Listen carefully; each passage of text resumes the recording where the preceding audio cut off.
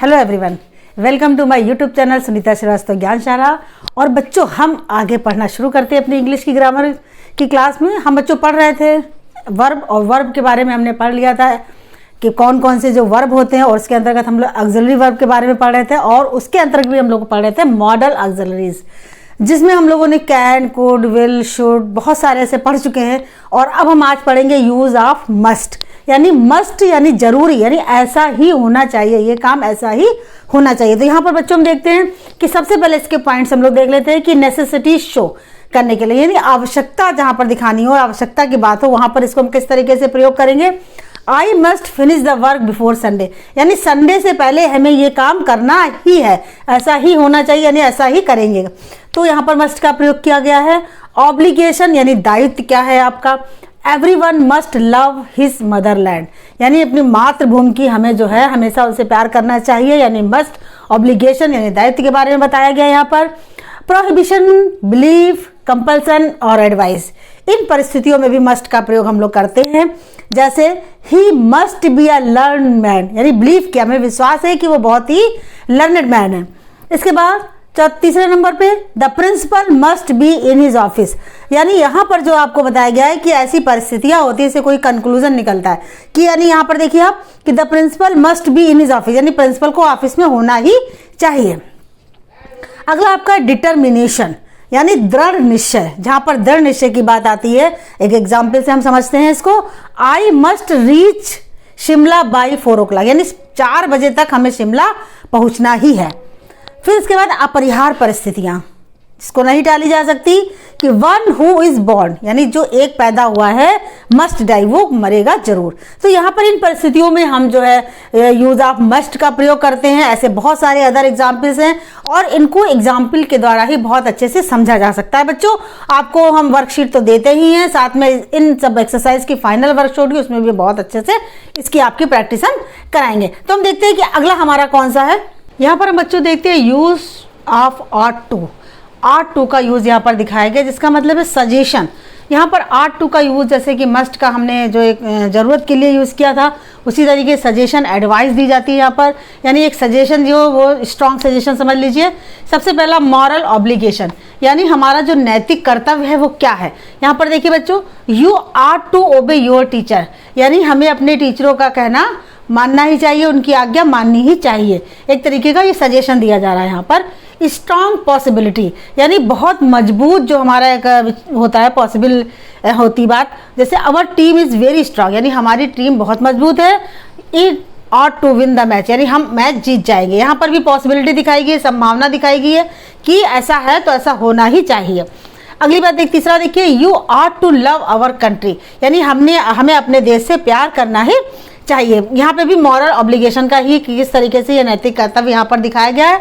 तो ये सारे जो एग्जाम्पल्स हैं आपको, वो यूज ऑफ आर्ट टू के एग्जाम्पल से। बच्चों, आपको एक बात मैं फिर रिमाइंड कराना चाहूंगी कि बच्चों रजिस्टर एक जरूर मेंटेन कीजिए, और उस रजिस्टर में मेन जो पॉइंट है उनको लिखती चलिए, ताकि जब बहुत सारे जब ऐसी एक्सलरीज आ जाएंगी मॉडल वाली, तो आपको फिलिंग द ब्लैंक्स या एक्सरसाइज करने में दिक्कत आ सकती है। तो अगर आप नोट बनाते चाहिए तो आप उनको झट से रिवाइज कर लेंगे।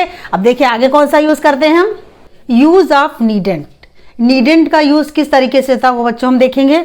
सबसे पहले नीडेंट का यूज निगेटिव, यानी नकारात्मक, निगेटिव वाक्य बनाने में होता है। और नीड का जो प्रयोग होता है, यानी नीड का जो यहाँ पे प्रयोग दिखाया गया वो इंट्रोगेटिव हो सकता है, या नेसेसिटी या अनिवार्यता के लिए नीड का यूज किया जाता है। यहाँ पर हम देखते हैं, सेंटेंस के माध्यम से समझते हैं। सबसे पहला, you need medical help at once, यानी यहाँ पर आपको जो है नेसेसिटी है, आपको आवश्यकता है यहाँ पर काहे की कि आपको मेडिकल हेल्प लेनी है, तो हम यहाँ पर नीड का यूज कर रहे थे। यहाँ पर हमने नीड का यूज किया है। दूसरा देखिए, यू नीडेंट वरी अबाउट मी, यानी आपको मेरे बारे में चिंता करने की आवश्यकता नहीं है, तो यहाँ पे हमने निगेटिव अर्थ में नीडेंट का प्रयोग किया है। तीसरा देखिए, नीड आई रिमाइंड हर, यहाँ पर आप देख रहे हैं बच्चों, नीड हमने सबसे पहले लिखा हुआ है, यानी यहाँ पर हमने इंट्रोगेटिव के रूप में नीड का यूज किया है। नीड आई रिमाइंड हर, और यहाँ पर देखिए इंट्रोगेटिव सेंटेंस, यानी कि हम आपको ये रिमाइंड कर रहे हैं, क्या आपको रिमाइंड कर रहे हैं, इस तरीके से नीड का यूज हम यहाँ पर करेंगे। एक बात देखते हैं, जब भी हम इंट्रोगेटिव में नीड का यूज करते हैं तो हम सब्जेक्ट से पहले रखते हैं। यहाँ पर सब्जेक्ट क्या है, आई है, आई से पहले हमने नीड को रखा है।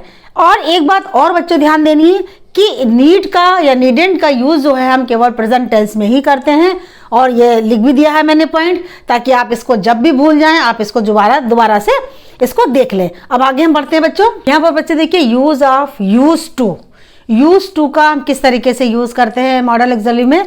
देखिए फ्यूचर टेंस में, यहाँ पर आपको बच्चों समझना हो कि फ्यूचर टेंस में इस बात को यहाँ पर शुरू करता है कि जो हम पहले हैबिचुअल एक्शन होता है, यानी काम करने की जो हमारी आदत थी पहले, जो अब वर्तमान में समाप्त हो गई है।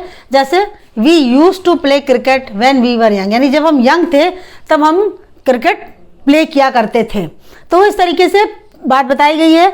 My mother use to read religious book daily, my mother की जो एक हैबिट बताई गई है कि डेली बुक को पढ़ा करती हैं।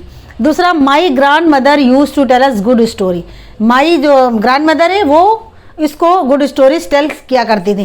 तो इस प्रकार से ये जो है सारे फ्यूचर टेंस में हैबिचुअल एक्शन को शो करता है जो प्रेजेंट टेंस में ना हो। तो इस तरीके से बच्चों आज हम लोगों ने जो यूज टू मस्ट, हम लोगों ने मस्ट पढ़ा, यूज टू ऑट पढ़ा और नीडेंट वाला पढ़ा और यूज टू पढ़ा, ये सारी चीज़ें जो हमने पढ़ी हैं आज, इनको और थोड़ा सा हम अच्छे से कर ले, इसके लिए हम करेंगे अब एक्सरसाइज। यहाँ पर बच्चों हम शुरू करते हैं एक्सरसाइज अपनी। Fill up the blanks with use to, need not, ought to और मस्ट, इन वर्डों को भरकर हम अपनी एक्सरसाइज को पूरा करेंगे।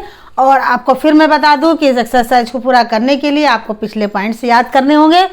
वी पे रेस्पेक्ट टू अवर टीचर्स, हमें अपने टीचर्स की रेस्पेक्ट, अब आप भरिए क्या भरा जाएगा। यू आर इल, तुम बीमार हो, यू गो टू हॉस्पिटल। अब यहाँ पर क्या हम एडवाइस दे रहे हैं, सजेशन दे रहे हैं, या हम कोई निगेटिव बात कह रहे हैं, यह आपको देख के भरना है। You to worry about me, यहाँ पर भी आपको भरना है बच्चों ध्यान से। My friend come today to me yesterday, अब यहाँ पर येस्टरडे की बात बताएगी और किस तरीके से आप सोच के भरेंगे। पांचवा है वी डू आवर ड्यूटी, हमें अपनी ड्यूटी करनी चाहिए। तो इस तरीके से बच्चों आप इस एक्सरसाइज को करेंगे और यहीं पर आज हमारे वर्ब के जो टाइप्स हैं उसके वो पूरे समाप्त हो चुके हैं। और मुझे पूरी ही उम्मीद है कि आपको सब समझ में आया होगा, और अगर आप थोड़ी सी प्रैक्टिस कर लेंगे तो और भी अच्छे से समझ में आ जाएगा बच्चों। अब इसको आपको मिलेगी फाइनल वर्कशीट बहुत जल्दी ही, जिसमें आपके वर्ब के जितने भी टाइप थे वो टाइप के अंतर्गत भी जो थे उनकी सबकी एक एक एक्सरसाइज आपको मिलेगी। उससे आपकी और भी प्रैक्टिस अच्छे से हो जाएगी बच्चों। तो फिर मिलते हैं अगली वीडियो में। Thank you.